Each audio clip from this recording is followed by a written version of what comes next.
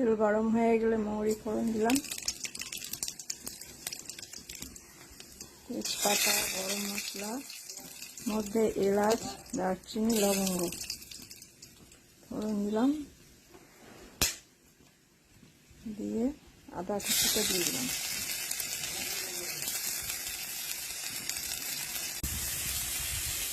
একটু নেড়ে চেড়ে কচু শাকটা দিয়ে দিলাম,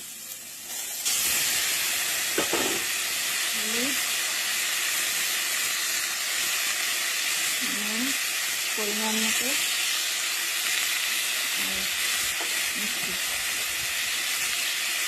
একটু মিষ্টি,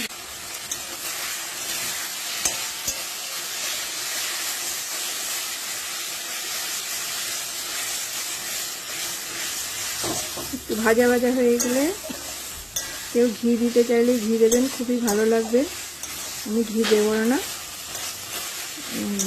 হয়ে গেল কচু শাক ছোলা দিয়ে।